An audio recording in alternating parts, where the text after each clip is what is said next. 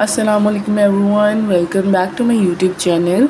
और आज हम इस वीडियो में देखेंगे कि लारावेल क्या होती है, लारावेल का कंप्लीट इंट्रोडक्शन और इसका complete file and folder structure हम समझने वाले हैं कि जो इतने सारे फोल्डर्स हमें स्क्रीन पे दिख रहे हैं एक्चुअली इनका काम क्या होता है, how to use them, database कैसे कनेक्ट होती है लारावेल में, हमें फ्रंट एंड को कैसे मैनेज करना है, बैक एंड को कैसे देखना है और routing system and all that each and everything आज की इस इंट्रोडक्शन वीडियो में हम देखने वाले हैं। So let's get started. Okay जी, तो सबसे पहले हम ये समझ लेते हैं कि लारावेल वर्क कैसे करता है। लारावेल बेसिकली वर्क करता है एक MVC स्ट्रक्चर के तहत। अब वो MVC स्ट्रक्चर क्या होता है, उसका मतलब क्या है? It basically stands for model view controller. ठीक है, हमारे डाटा का जो फ़्लो होता है किसी भी वेब एप्लीकेशन में वो इस तरह से होता है कि डाटा हमारे पास सबसे पहले एक राउट के ज़रिए, यानी हम कह सकते हैं कि एक लिंक जो होता है, हम किसी भी वेब पेज पे जाना चाह रहे हैं तो हम किसी न किसी लिंक पे क्लिक करने वाले हैं। ठीक है, अबाउट के पेज पे जाना चाह रहे हैं तो अबाउट के लिंक पे क्लिक करेंगे। अब उस पेज में अगर तो डेटाबेस से कोई डाटा आना है तो हम जाके डेटाबेस से डाटा फेच करेंगे, अदरवाइज़ हम डायरेक्टली व्यू पे चले जाएंगे। मॉडल जो होता है ना हमारे पास वो डील कर रहा होता है डेटाबेस से। ठीक है, कम्प्लीटली जो हमारे पास व्यू होता है, ठीक है, वो हमारे पास डील कर रहा होता है फ्रंट एंड पार्ट से। और जो कंट्रोलर होता है ये मॉडल और व्यू के दरमियान का एक ब्रिज होता है जो सारे के सारे लॉजिक्स को मैनेज करता है। सबसे पहले कंट्रोलर के पास हमारी रिक्वेस्ट जाती है। कंट्रोलर चेक करता है कि आइदर डेटाबेस इस पेज में, अगर हम अबाउट पेज पे क्लिक करना चाह रहे हैं, हमने क्लिक किया अबाउट पेज पे या हमने कॉन्टेक्ट अस के पेज में, अगर वहाँ पे डेटाबेस की नीड है तब हम वो कंट्रोलर हमें लेके जाएगा मॉडल के पास। हम वहाँ से डाटा लेके आएंगे और फिर व्यू के पास रीडायरेक्ट हो जाएंगे।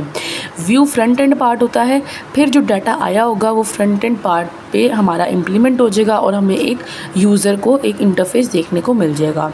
ये हमारे पास होता है मॉडल व्यू कंट्रोलर। ओके, ये MVC आर्किटेक्चर होता है। उम्मीद करती हूँ कि ये बात समझ में आ गई होगी। सो अब हम यहाँ पे देखते हैं फ़ोल्डर स्ट्रक्चर में कि यहाँ पे MVC किस तरह से इम्प्लीमेंट होता है। अगर आप यहाँ पे देखें टॉप लेफ़्ट कॉर्नर पे सबसे पहले हमारे पास आ रहा है एक ऐप का फ़ोल्डर। मैं इस ऐप के फ़ोल्डर को खोलूँगी। यहाँ पे हमारे पास HTTP, मॉडल्स, प्रोवाइडर 3 फ़ोल्डर्स आ रहे हैं। जैसे ही मैं HTTP को खोलूँगी तो हमारे पास एक कंट्रोलर्स का फ़ोल्डर था जिसके अंदर एक डिफ़ॉल्ट कंट्रोलर हमें मिलता है जो कि है controller.php।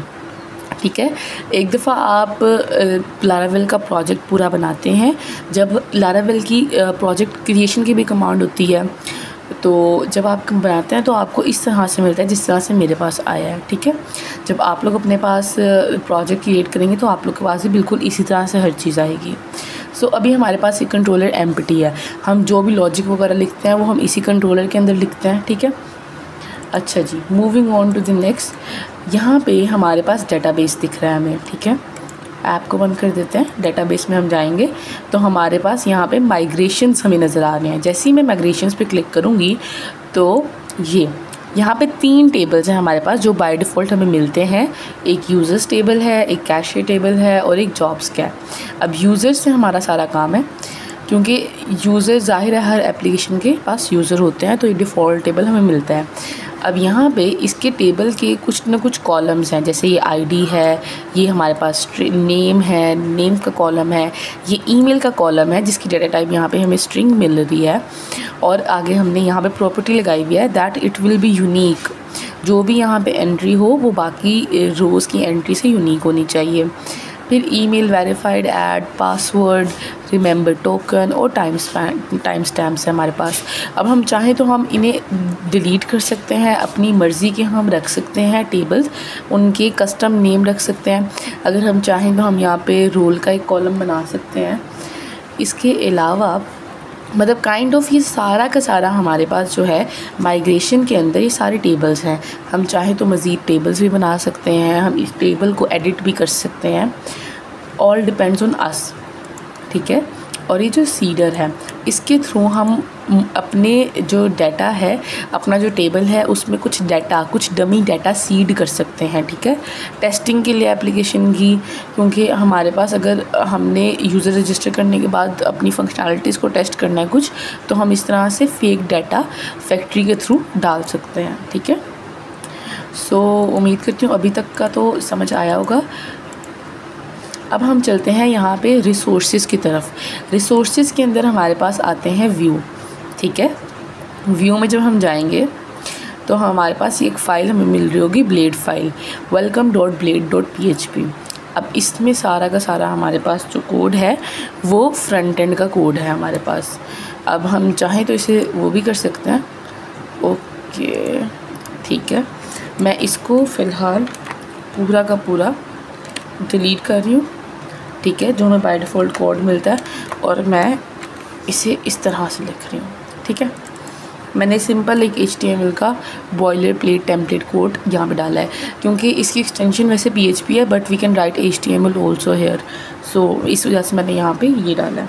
और मैं यहाँ पे लिख देती हूँ कि इंट्रोडक्शन टू लारावेल, ठीक है। अब लारावेल को रन कैसे करना है, हमने देख लिया कि ये हमारे पास व्यू पार्ट है, ठीक है, डेटाबेस यहाँ पे होता है, यानी मॉडल वाला स्ट्रक्चर ये है, कंट्रोलर हमारे पास ऐप के अंदर HTTP के अंदर होते हैं। अब द थिंग इज़ कि ठीक है, प्रोजेक्ट बन गया, क्या गो लाइव होके ही ये लाइव होगा प्रोजेक्ट? बिल्कुल भी नहीं, ऐसा नहीं होता। हमारे पास लारावेल में होती हैं आर्टिसन कमांड्स, ठीक है, PHP की कमांड होती हैं जिसके थ्रू लाइव होता है।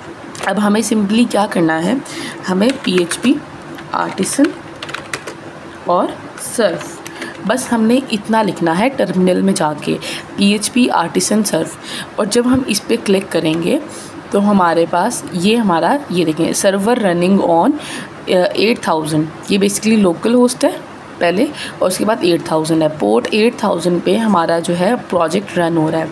सो अब मैं आप लोग को प्रोजेक्ट दिखाती हूँ कि हमारा प्रोजेक्ट किस तरह से रन हो रहा है। ओके जी, तो मैंने यहाँ पे मैं ब्राउज़र में आ चुकी हूँ, और अगर आप यहाँ पे देख सकते हैं, यहाँ पे पूरा का पूरा एक ब्लैंक पेज है, और यहाँ पे हमारे पास इंट्रोडक्शन टू लारावेल लिखा आया हुआ है हमारे पास टाइटल में, ठीक है।